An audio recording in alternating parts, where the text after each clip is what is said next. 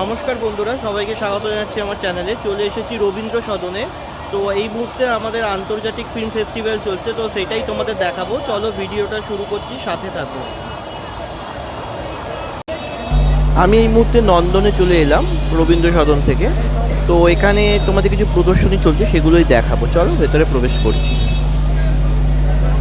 কলকাতা আন্তর্জাতিক film festival শুরু হয়েছে আগামীকাল, মানে 5 তারিখ থেকে চলবে 12 তারিখ অবধি। তো এখানে প্রেক্ষাগৃহেতে প্রচুর সিনেমা চলবে, দেশি এবং বিদেশেরও প্রচুর সিনেমা চলবে, তোমরা আসতে পারো।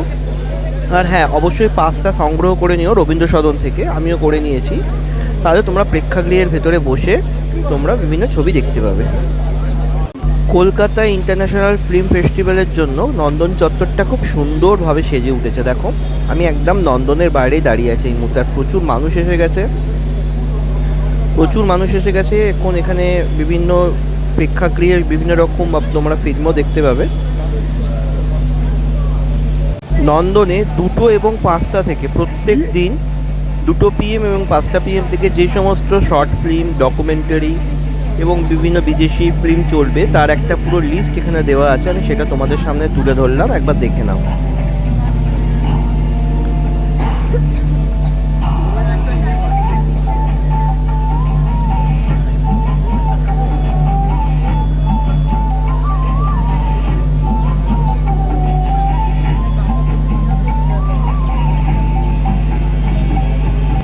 আর নন্দনে ঠিক ঢোকার মুখেই একদম এরকম দেখো কি সুন্দর একটা কারিগরি বানানো হয়েছে। এখানটা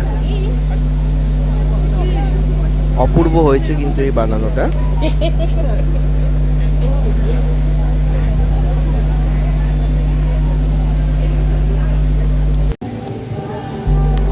এইখানে মৃণাল সেনের বিভিন্ন ছবি এবং তার ব্যবহৃত কিছু দ্রব্য সেগুলোর প্রদর্শনী চলছে। তো আমি এখানে প্রবেশ করব, চলো ভেতরে প্রবেশ করা যাক। আমি যখন মৃণাল সেনের এই প্রদর্শনশালায় প্রবেশ করতে যাব, ঠিক তখনই এসে উপস্থিত হলো হরনাথ চক্রবর্তী, অঞ্জন দত্ত এবং আমাদের রঞ্জিত মল্লিক, মমদি। তো তাদের সঙ্গেও দেখা হলো, আমি তোমাদের সেই ভিডিওটাও দেখাবো।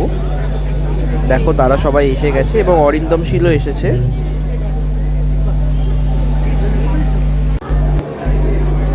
আমরা এই মুহূর্তে মৃণাল সেনের এই প্রদর্শনশালায় প্রবেশ করে গেলাম এবং এখানে চারপাশে মৃণাল সেন যে সমস্ত ছবি করেছেন তার সমস্ত কাট আউট এখানে আছে।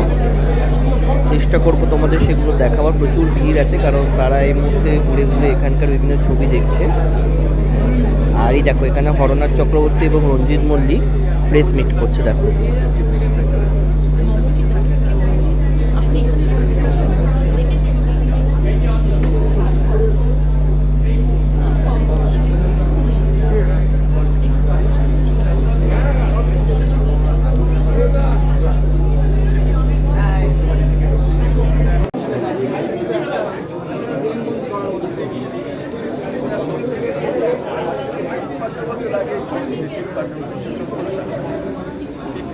বছর কোথা থেকে কেটে গেল তাই ভাবছি। ভীষণ নস্টালজিক লাগছে, মানে সাংঘাতিক রকম আগেকার দিনের ব্যাপারটা সব মনে পড়ছে, ওনাকেও মনে পড়ছে। সাংঘাতিক আনন্দ পেয়েছি কাজ। আজকে দিনে আর এই এত ছবি দেখে কি বলে একটা স্মৃতির মন্ত্রণ হচ্ছে, সেটা তার কাজের মধ্যে দিয়ে যে কোনো বয়সে থাকলে বেঁচে থাকেন, বেঁচে আছেন বয়সে, মানে কাজের মধ্যে দিয়ে বেঁচে থাকবেন চিরকাল সৃষ্টির মধ্যে। এটা মানে আমরা ফেস্টিভ্যাল কমিটি থেকে আমরা চেষ্টা করছি প্রত্যেক বছর এই সুপ্রসন্ন এর সঙ্গে যুক্ত রয়েছেন। প্রত্যেক বছর যেন একটা প্রদর্শনী হয়। সত্যি প্রায় হয়েছিল, সমিতি প্রায় হয়েছিল, এবারে মৃণাল দাস শতবর্ষ। আমার এটা খুব গুরুত্বপূর্ণ, কারণ সাধারণ দর্শক অনেক কিছু জানে না, সবাই কিন্তু বই পড়ে না।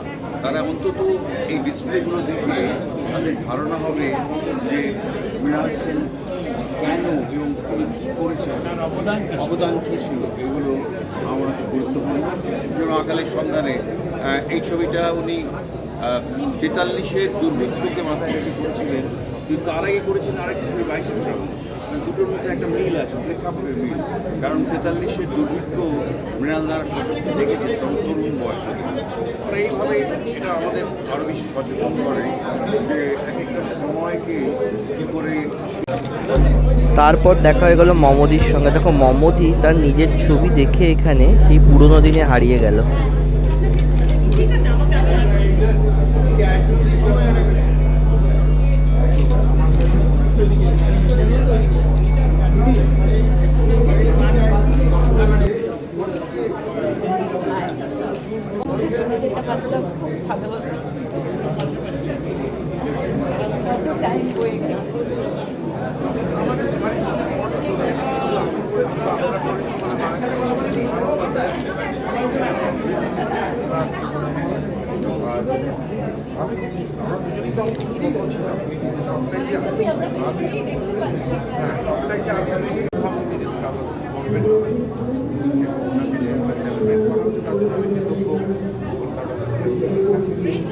আমার ছবি ছিল, আমার ছবিটা কলকাতাতেই দেখাবো, কোথাও দেখাবো না।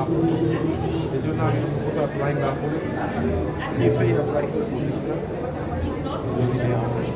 নেওয়া হয়েছে এবং সেটা নিয়ে এখানে শুরু হচ্ছে। আমার ভালো লাগে।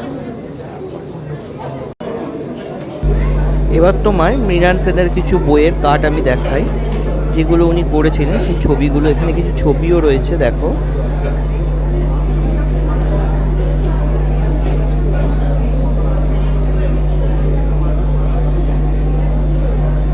এখানে মৃণাল সেনের বিভিন্ন ছবির কাট আউটও রয়েছে।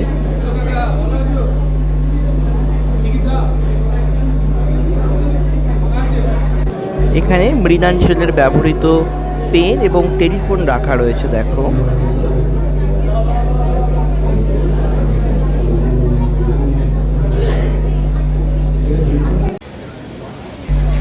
মৃণাল সেনের প্রদর্শনীশালা দেখে বাইরে বেরিয়ে এলাম, কারণ বাইরেও খুব সুন্দরভাবে নন্দনটাকে সাজানো হয়েছে। সেটাই তোমাদের একবার শেয়ার করে নিই। দেখো, একটু বৃষ্টি এসে গেল এর মধ্যে। আর এই জায়গাটা দেখো, এই জায়গাটা কি সুন্দরভাবে ছবি তোলার জন্য করা হয়েছে। খুব সুন্দরভাবে এটা সাজানো হয়েছে। আগেকার দিনে যে ছবি রিল থাকে এখানে সেটাই বোঝানো হয়েছে। এটা একটা খুব সুন্দর জিনিস এখানে বানানো হয়েছে।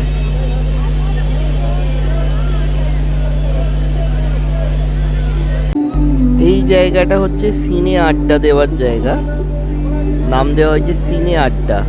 তো এই জায়গাটাও দেখো খুব সুন্দরভাবে সাজানো হয়েছে। তবে রাত্রিবেলায় এলে আরও সুন্দর লাগবে দেখতে, তখন আলো ফালোগুলো জ্বললে আরও সুন্দর দেখতে লাগবে।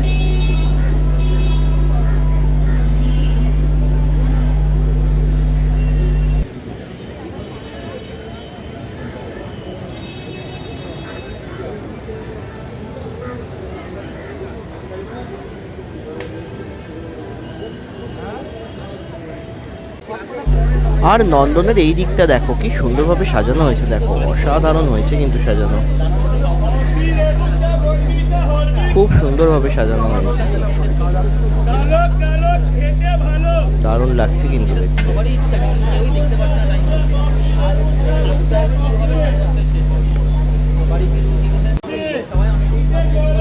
আর এই দিকটা দেখো পুরনো কলকাতাকে দেখানো হয়েছে, আর এখানে মাঝখানে চা রেখা হয়েছে। দেখো কি সুন্দর করা হয়েছে।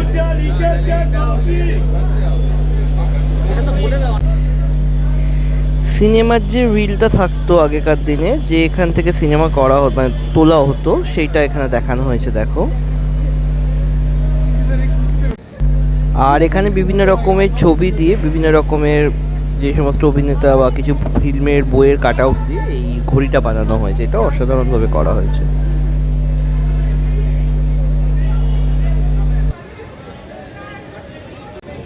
আর বন্ধুরা দেখো, এটা একটা ইউনিক জিনিস দেখতে পেলাম। এটা একদম জীবন্ত মানুষ, চন্দ্রযান। দেখো এরকম চিত্র সচরাচর আমাদের দেশে বা বিদেশেই দেখা যায় বেশি। তো ইনি এখানে চন্দ্রযানের এটা নিয়ে দাঁড়িয়ে আছেন, খুব সুন্দর লাগছে দেখো। বন্ধুরা তোমরা একদিন বিকেলে অবশ্যই চলে আসতে পারো নন্দনে, আশা করি তোমাদের অবশ্যই ভালো লাগবে। আর আমিও আজকের ভিডিওটা এখানেই শেষ করছি। তোমাদের কেমন লাগলো একবার অবশ্যই লাইক শেয়ার কমেন্ট করে জানিও। ভালো লাগলে অবশ্যই একটা লাইক করে দিও, চ্যানেলটা সাবস্ক্রাইব করো। সবাই ভালো থেকো, শুভরাত্রি।